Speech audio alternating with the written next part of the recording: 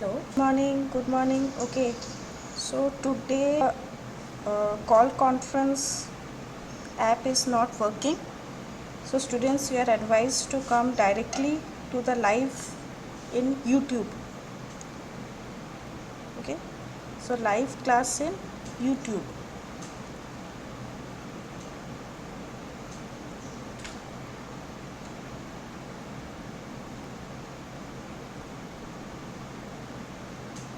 Okay.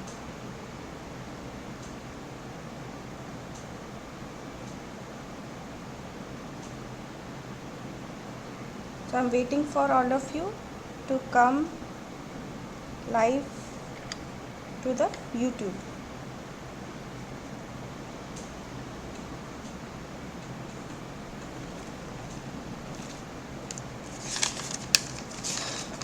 So it's already late and and before we go to the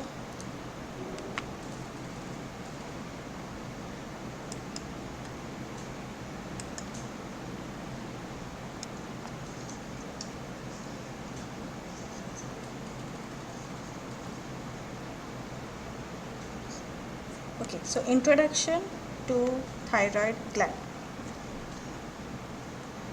It's an important endocrine gland that controls the metabolism occurs in the individual cells, growth and development of the individual. That the thyroid hormones are vital functions of life, but their deficiency can cause deficit in your mental and physical growth, and also it can lead to decrease in your important scientist Emil Theodor Kocher, who got the Nobel Prize in Physiology and Medicine in the year 1909, and he received the surgery of your thyroid gland. So it's an important endocrine gland that controls the rate at which the metabolism occurs in the individual cell.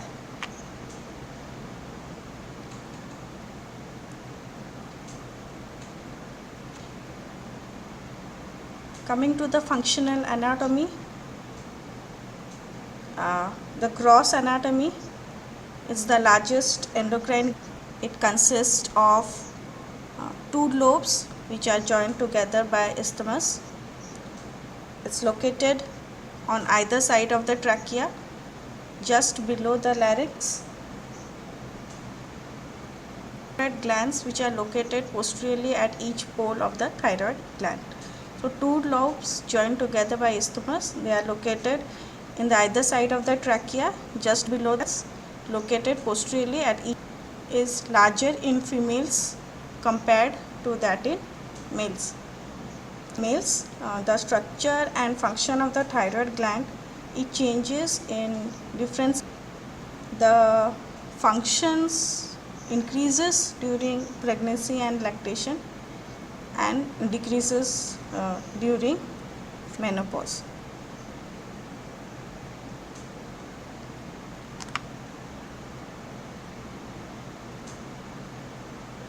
So this slide is to demonstrate the structure of the thyroid. You can see the right lobe of the thyroid, left lobe of the thyroid, the placement of the thyroid gland, trachea and larynx.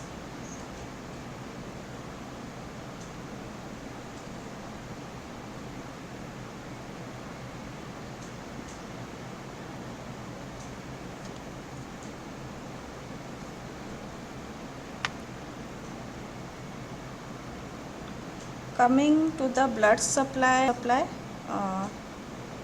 the blood supply of the thyroid gland, it has a very rich blood supply which is maximum. The superior thyroid artery originate from the external carotid artery, and the inferior thyroid artery, they originate from the subclavian artery. The nerve supply is through the autonomic nerves, which they originate from the cervical ganglia and the parasympathetic. So blood supply derived from superior and inferior thyroid arteries, which originate from the external carotid artery, and the inferior thyroid artery, they originate from the vein artery. The veins, they drain into the external jugular vein.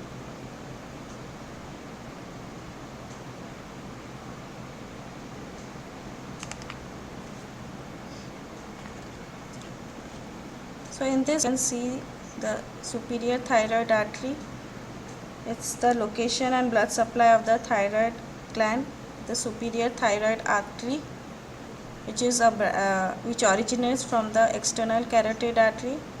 Then coming to the inferior thyroid artery, which is again originating from your subclavian artery. The next is histology, composed of closed follicles. Now, the follicles are lined with cuboidal epithelial cells, which are otherwise called as your follicular cells. The follicular cavity is filled with thyroglobulin. It's a colloidal substance which is by your follicular cells, and the follicular cells secrete your tetraiodothyronine, that is your T4, or thyroid cells or the C cells, which secrete your calcitonin. So mainly compounds have cuboidal epithelial cells or the follicular cells. Follicular cavity has thyroglobulin. It is a colloidal substance secreted by your follicular cells, and the follicular cells will secrete your T4 and T3, and between the follicles the parafollicular cells or the C cells secrete your calcitonin.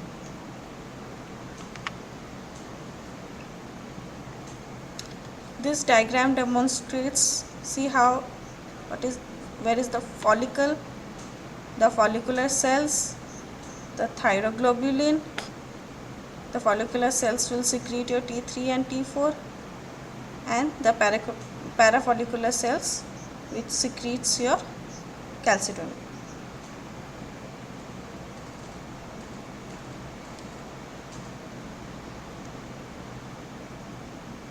Now coming to the next part, we are over with the introduction to thyroid gland.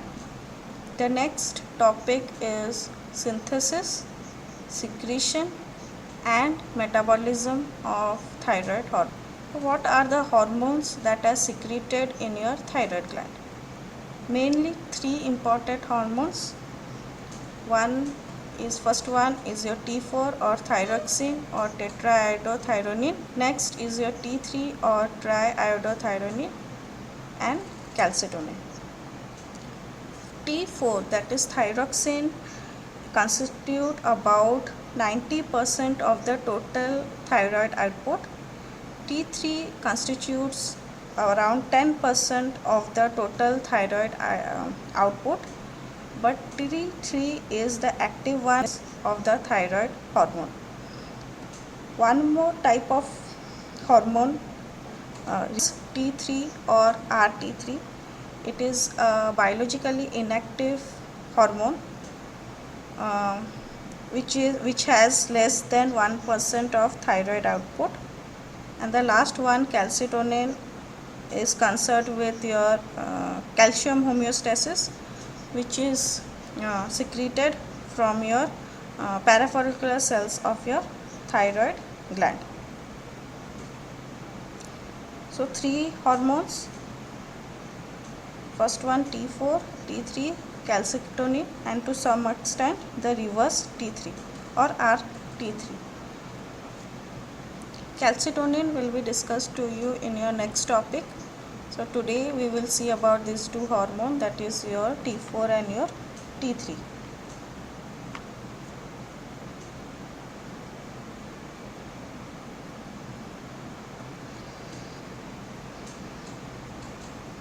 As you know that T3 is the more active form than T4, and T4 is converted into T3 in the peripheral blood and tissue.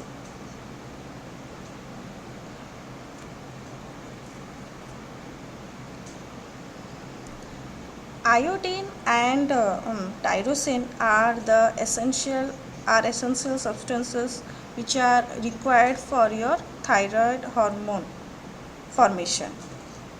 These two substances, that is your iodine and tyrosine, are the raw materials for your thyroid hormone synthesis.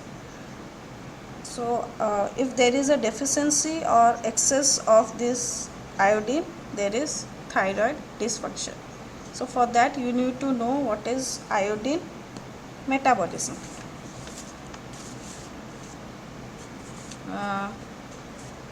The dietary intake ingested in the form of iodides. Sources are your sea fish, which is richest, and coming next bread, milk and vegetables. Iodine is also added to table salt to prevent iodine deficiency.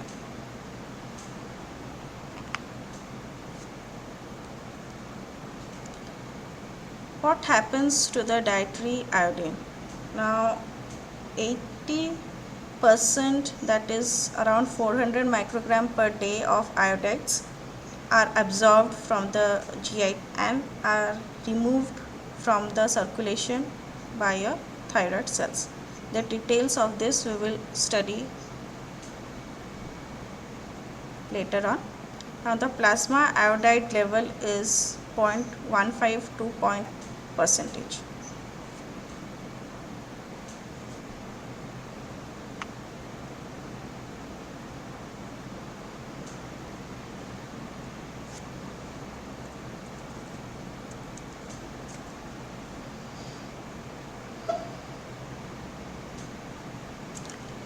The thyroid iodine, that means the iodine present in the thyroid gland, which is around 5 to 8 mg, and about 95% of the total iodine content of your body. The rest 5% is present in your follicular epithelium, and from the total 100%, 95% is present in your follicular ligament, is stored in the form of thyroglobulin. In colloid, 2/3 of the total iodine is present in the form of biologically inactive iodotyrosines, and the 1/3 in the form of active thyronine, that is your T4 and your T3.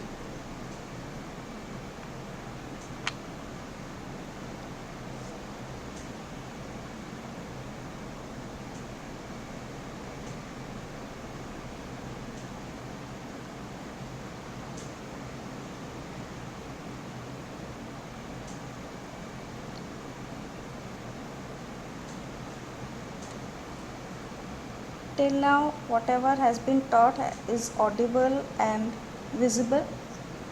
Are there any problem?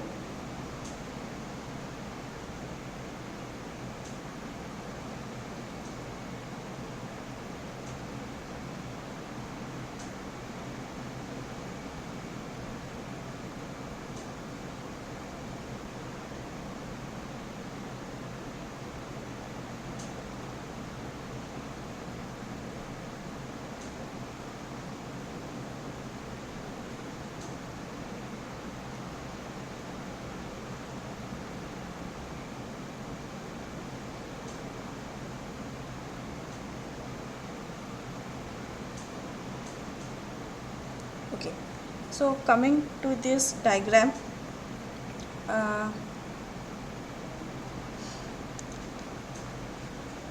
around 500 micrograms daily in food and is converted to GI tract. The iodine then binds with albumin, and the unbound iodine is excreted in your urine. Kidney is the main organ that excretes iodine in urine. and the thyroid gland will secrete around 80 microgram of iodine in the form of T3 secreted to ECF per day. The T3 and T4 are metabolized in your liver. Now liver releases around 60 microgram of iodine into your ECF, and 20 microgram of iodine through bile is excreted in iodine is excreted in urine, and 20 microgram of is excreted in stool.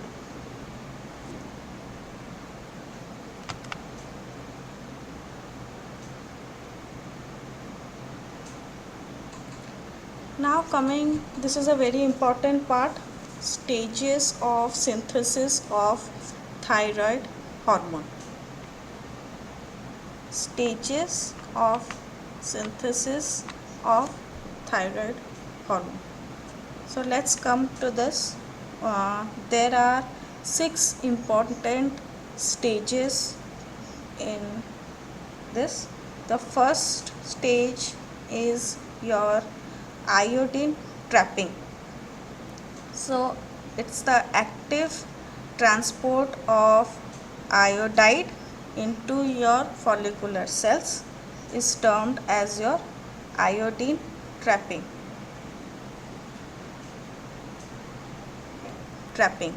The first step. The next step is your thyroglobulin synthesis. Is the secretion of globulin in follicular. Second step. The third step is your conversion of iodide into iodine. It's by an octave process, and the enzyme required is your peroxidase. So first step is your iodide trapping, that is transport of follicular cells. This is your follicular cells from plasma to your follicular cells. Second is your third is conversion of iodide into iodine inside your follicular cells. The process is your enzyme required is your peroxidase. Next is your transport of your iodine into your follicular cavity. It's by iodine chloride pump. Then the fifth step is your iodination of tyrosine, or the combination of iodine with your tyrosine, iodination.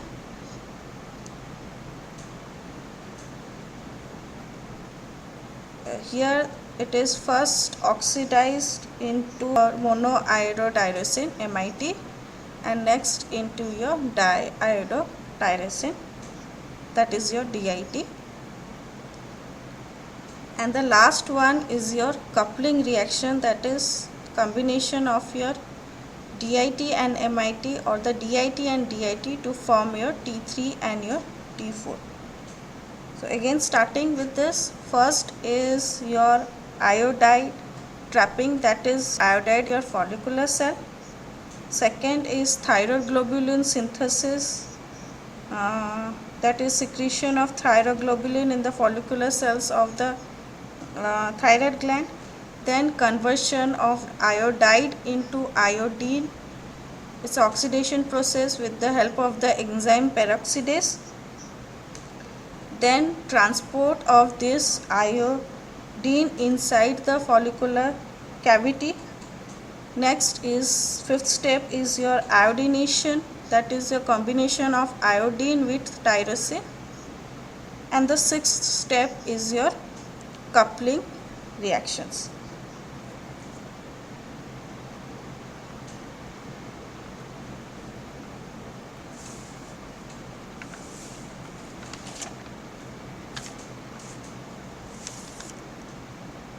Uses of thyroid hormones. The first one is your iodide trapping, that is active transport of iodide from blood into the follicular cell against your electrochemical gradient is termed as your iodide trapping into the follicular cell along with sodium by a pump termed as your sodium iodide symport pump. So it's just the transport of iodide into your follicular cell. The first step, iodide trapping. The next step, thyroglobulin synthesis. The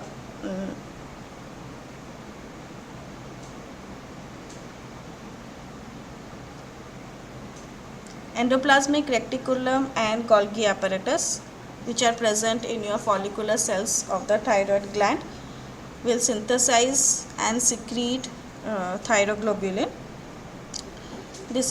Thyroglobulin is a large glycoprotein which consists of 140 molecules of amino acid tyrosine, and after synthesis thyroglobulin is stored in the form of follicles. The third step is oxidation of iodide or conversion of iodide into iodine. So thyroid is the only tissue that can iodize iodide into iodine by the process of oxidation. Iodine, it is now able to combine with tyrosine, your thyroid hormone, and this oxidation, it occurs inside the follicular cells in presence of the enzyme peroxidase. Now TSH or thyroid stimulating hormone is essential for this reaction, and that will stimulate this reaction, that is TSH will stimulate this oxidation of iodine reaction, and anti-thyroid drugs reaction of iodine.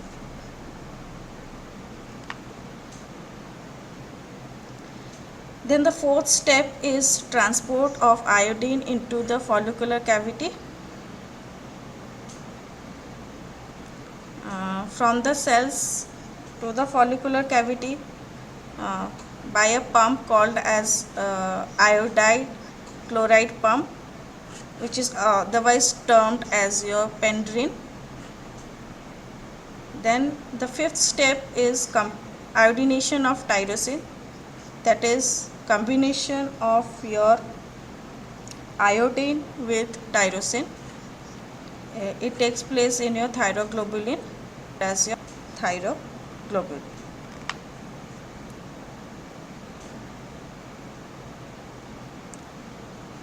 The iodination process is accelerated by the enzyme iodinase, which is again secreted by your follicular cells. Your iodine combines with tyrosine, which is already present in your thyroglobulin.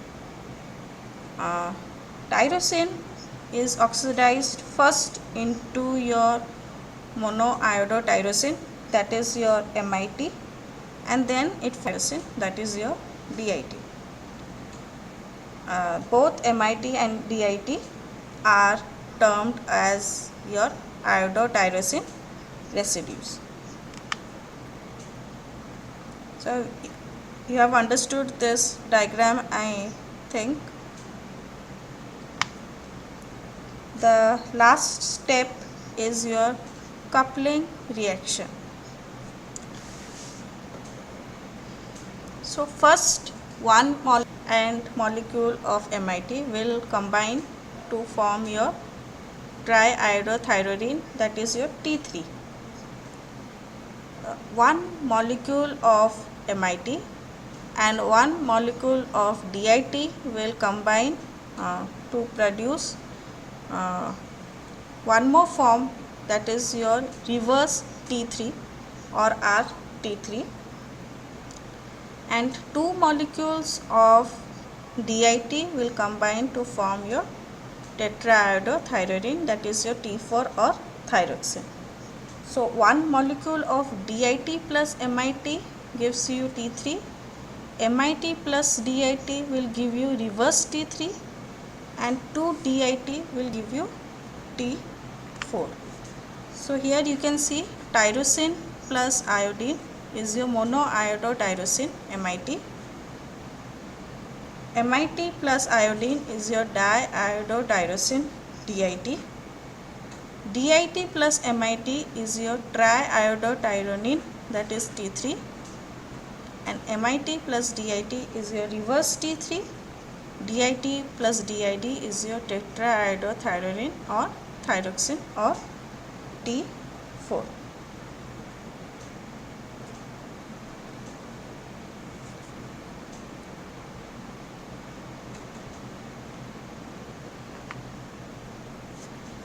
So where are these thyroid hormones stored after synthesis?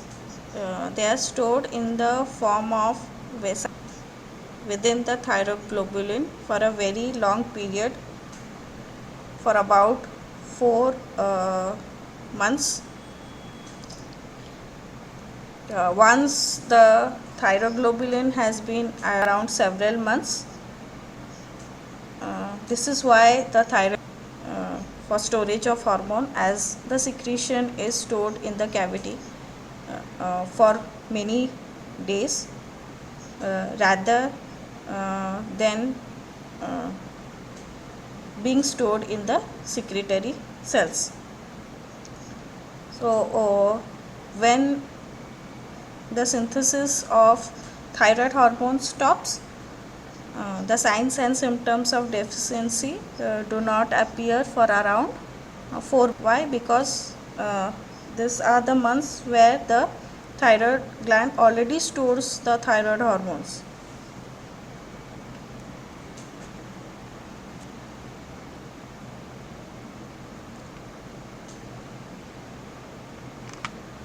Now the next, secretion of thyroid hormones.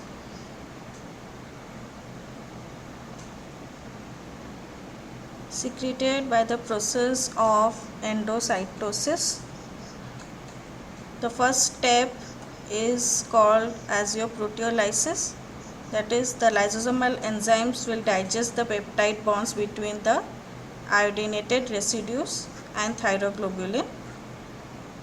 It will result in the formation, and the iodinated tyrosines are then deiodinated by the enzyme iodotyrosine deiodinase. So first is proteolysis of thyroglobulin molecule. Next is formation of free forms of T4, T3, DIT and MIT. Then these are deiodinated by enzyme. Then the T3 and T4 are released from the thyroid cells into circulation, but the MIT and DIT are not secreted by the thyroid gland, and they are further reutilized for the formation of or the synthesis of thyroid hormones. Now from this we come to the conclusion that the thyroid cells perform 3 important functions.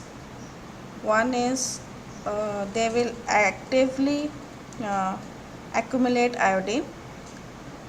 Second is they will digest the colloid and free the thyroid hormones. And the third is synthesize the thyroglobulin molecule. So 3 important functions are being performed by thyroid cells. The rate of secretion of thyroxine is 80 to 90 microgram per day. Triiodothyronine is 4 to 5 microgram per day, and reverse T3 is 1 to 2 microgram per day. The plasma level of total T3 is 0.12 microgram per deciliter and total T4 is 8 microgram per deciliter.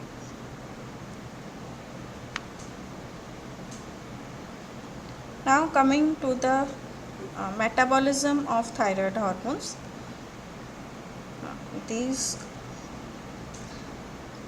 The degradation of the thyroid hormone, it occurs in your livers and kidney. For that there is requirement of proteins. These proteins are your thyroxine binding globulin or TBG, thyroxine binding prealbumin, that is TBPA, and albumin.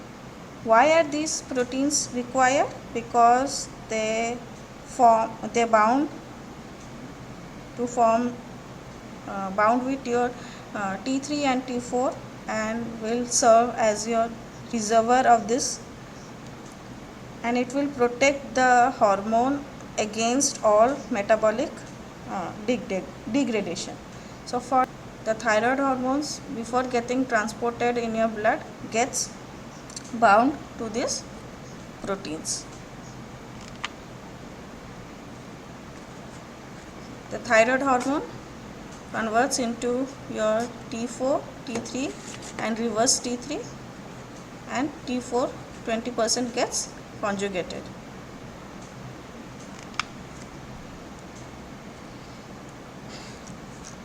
Now coming to the last portion of your thyroid secretion, of your thyroid hormone secretion. It is regulated by two important mechanisms. One is your negative feedback mechanism through hypothalamus anterior pituitary thyroid gland axis. Other one is through your autoregulation of your thyroid gland. First, let us see the regulation through negative feedback mechanism. Again, by two hormones. First one is your thyroid stimulating hormone. We have already learnt about this actions. It increases the secretion of thyroid hormones, biosynthesis. It again increases the number and size of follicular epithelial cells and increases the vascularity of your thyroid gland. What is the regulation of TSH production? Again, by two mechanisms. One is your feedback control by your plasma T4 and T3. It's a negative feedback control. Fall in T4 and T3 level will stimulate TSH secretion from anterior pituitary, and rise in T4 and T3 level will inhibit your TSH secretion from your anterior pituitary. Now, how does the hypothalamus control your TSH? If there is exposure to cold, warm, stress, anxiety or excitement, they adjust the secretion of TSH, and it is through a hormone again termed as your thyrotropin releasing hormone or your TRH. So first feedback mechanism by your negative feedback mechanism by your T4 and T3, and by the hypothalamus secreting your thyrotropin releasing hormone TRH. So in this diagram you can see how the stress and cold helps in the hypothalamus to by the method of TRH to secretion of thyroid. Now coming to the thyrotropin releasing hormone, this is the second hormone. It acts, we have studied about this. It acts on the basophils in the anterior pituitary, which controls your release of your thyroid stimulating hormone as two control mechanism. First one by your nervous stimuli such as your emotions, stress, exposure to cold, and your negative feedback control, which is through your plasma T3 and T4 level.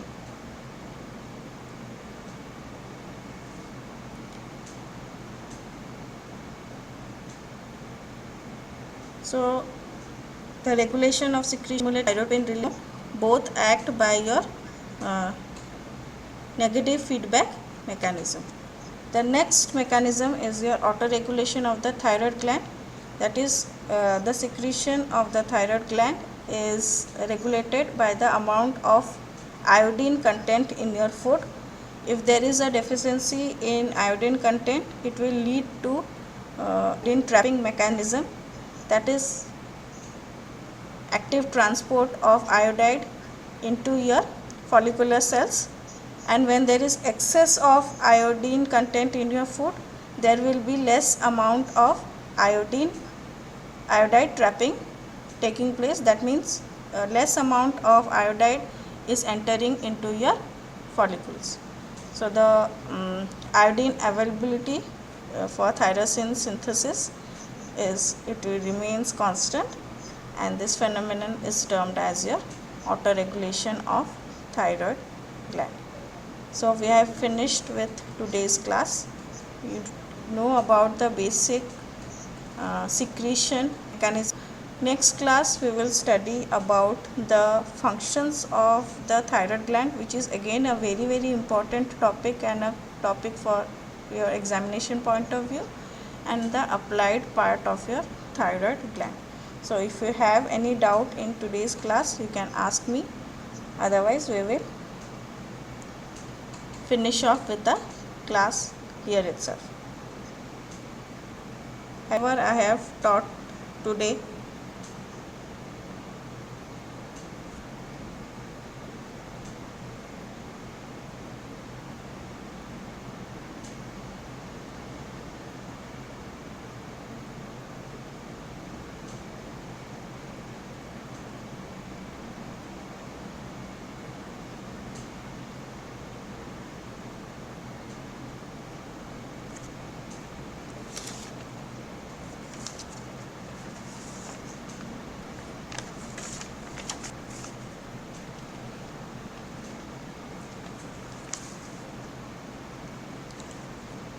So today we studied about the functional anatomy of thyroid gland, the blood supply, the nerve supply of thyroid gland, then the histology, the hormones of the thyroid gland, then what is the importance of iodine metabolism in your thyroid hormone secretion synthesis. Then we studied about the of thyroid hormone secretion, which has then secretion of thyroid hormones, rate, metabolism, then the last one is the regulation of thyroid hormone secretion. So we are over with